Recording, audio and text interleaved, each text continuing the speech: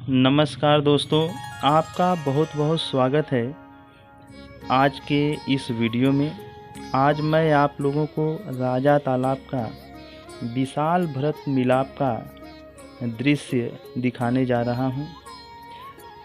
राजा तालाब का विशाल भरत मिलाप काफ़ी वर्षों से चला आ रहा है, जो कि बहुत ही प्रसिद्ध मानी जाती है इस पूरे पूर्वांचल की भरत मिलापों में।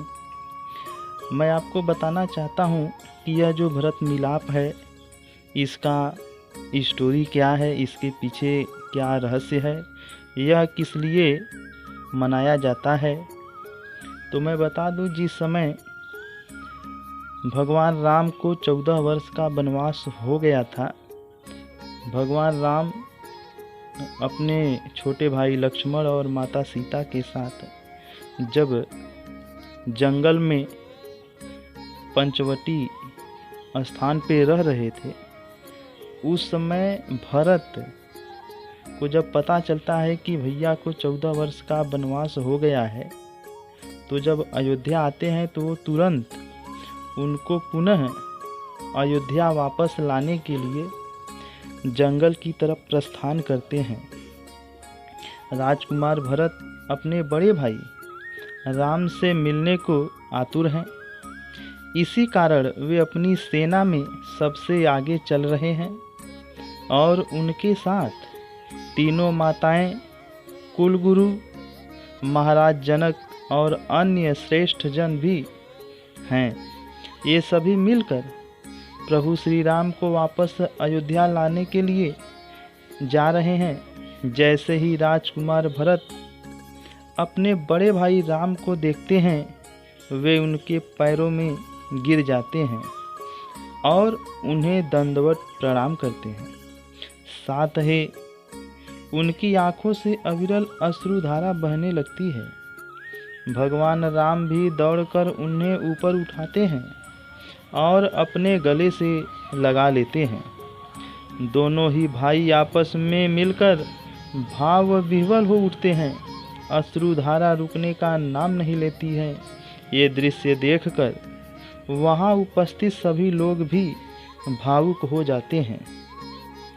तब राजकुमार भरत पिता महाराज दशरथ की मृत्यु का समाचार बड़े भाई को बताते हैं। इस कारण श्री राम, माता सीता और छोटा भाई लक्ष्मण बहुत दुखी होते हैं। भगवान राम नदी के तट पर अपने पिता महाराज दशरथ को विधि विधान अनुसार श्रद्धांजलि देते हैं और अपनी अंजुरी में जल लेकर अर्पण करते हैं। अगले दिन जब भगवान राम, भरत आदि पूरा परिवार, महाराज जनक और सभासद आदि बैठे होते हैं, तो भगवान राम अपने अनुज भ्राता भरत से वन आगमन का कारण पूछते हैं। तब राजकुमार भरत अपनी मनसा उनके सामने उजागर करते हैं कि उनका वन में ही राज्याभिषेक करके उन्हें वापस अयोध्या ले जाने के लिए आए हैं और अयोध्या की राज्य काज संबंधी जिम्मेदारी उन्हें ही उठानी है। वे ऐसा कहते हैं। महाराज जनक भी राजकुमार भरत के इस विचार का समर्थन करते हैं, परंतु श्री राम ऐसा करने से मना कर देते हैं। वे अयोध्या लौटने को सहमत नहीं होते, क्योंकि वे अपने पिता को दिए वचन के कारण बंधे हुए हैं। राजकुमार भरत, माताएं और अन्य सभी लोग भगवान राम को इसके लिए मनाते हैं, परंतु वचनबद्ध होने के कारण भगवान श्री राम ऐसा करने से मना कर देते हैं।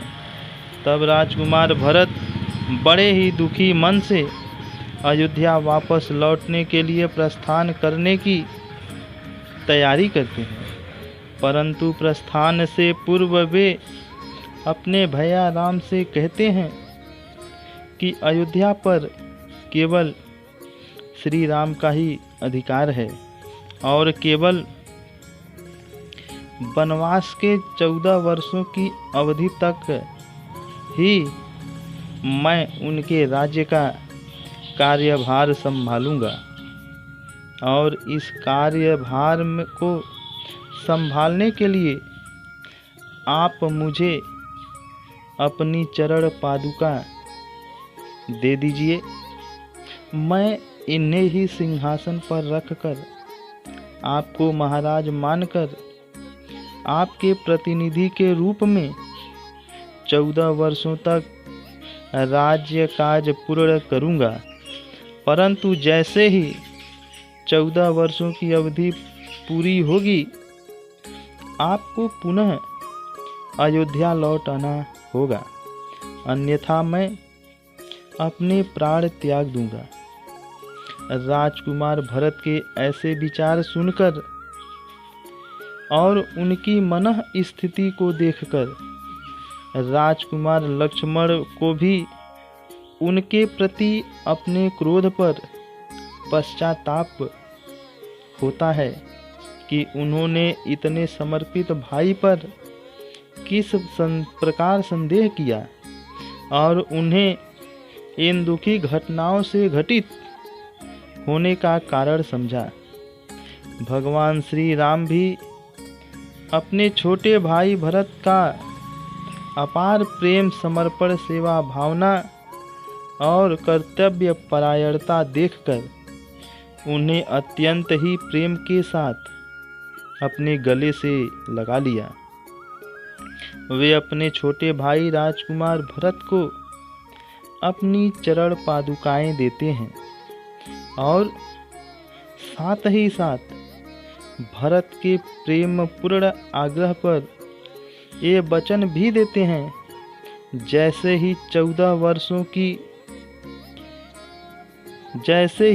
वर्षों की अवधि पूरी होगी, वे अयोध्या वापस लौट आएंगे। अपने बड़े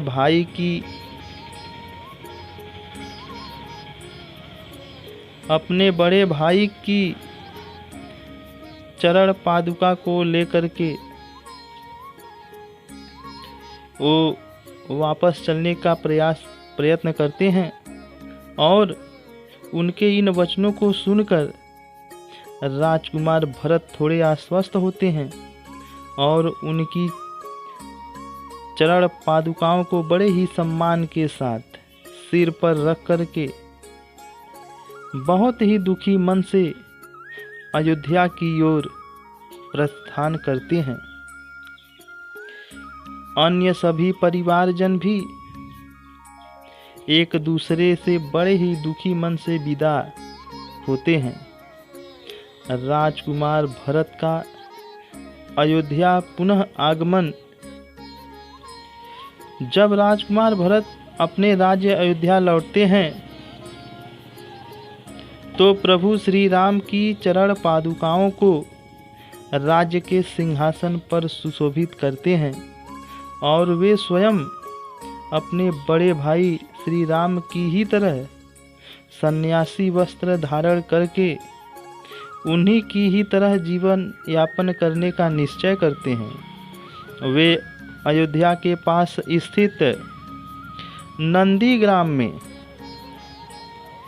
एक साधारण सी कुटिया बनाकर रहने लगते हैं और यहीं से प्रभु श्री राम के प्रतिनिधि के रूप में संपूर्ण राजकाज संभालते हैं और अपने भाई श्री राम के राज्य की रक्षा करते हैं।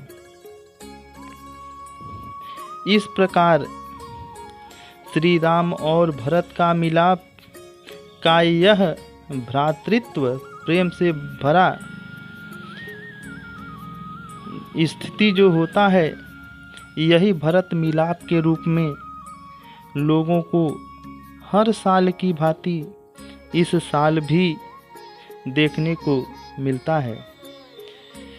इस प्रसंग का सबसे बड़ा महत्वपूर्ण यह होता है कि भ्रातृत्व प्रेम से बढ़ करके कोई भी प्रेम नहीं होता है। यहाँ भगवान राम के आचरण से उनके उत्तम चरित्र और वचनबद्धता की प्रेरणा मिलती है। यह कथा राजकुमार भरत का अपने भाई के प्रति प्रेम, अपार प्रेम, समर्पण, सेवा भावना का ज्ञान कराती है। साथ ही उनकी कर्तव्य परायणता को भी उजागर करती है। लक्ष्मण के क्रोध में भी अपने भाई के प्रति प्रेम दिखाता है, परंतु राजकुमार भरत के प्रति बिना सोचे समझे विचार करने की भूल से यह शिक्षा मिलती है कि पूरी बात जाने बिना हम किसी विचार को सत्य न माने। राजा तालाब का यह भरत मिलाप बहुत ही प्रसिद्ध भरत मिलाप है। यहाँ पे इस पूरे आराजी लाइन के लगभग 20-25 गांवों के लोग हर साल की भांति इस साल भी यहाँ आकर के आनंद ले रहे हैं। और यह जो महामारी का इतना विकट समय चल रहा है कि हर घर में लोग बीमार हो रहे हैं, लेकिन उसकी परवाह किए बगैर लोग भगवान राम के मिलाप को देखने के लिए सब कुछ भूल करके बड़े ही हर्षोल्लास के साथ इस भरत मिलाप के दृश्य का, इस भरत मिलाप के मेले का आनंद लेने के लिए यहाँ पर आए हुए हैं। और हमें भी थोड़ा समय मिला, हम भी यहाँ आए, सोचे कि भगवान का इसी बहाने थोड़ा दर्शन हो जाए, ताकि हर साल की भांति इस साल भी यह जुड़ाव जो है भगवान के प्रति टूटे न। तो आने वाले अगले वीडियो में बहुत जल्द ही आपको देखने को बहुत कुछ अच्छा सा मिलेगा। मिलते हैं अगले वीडियो में कुछ नए चीज़ों के साथ। तब तक के लिए जय हिंद, जय श्री राम।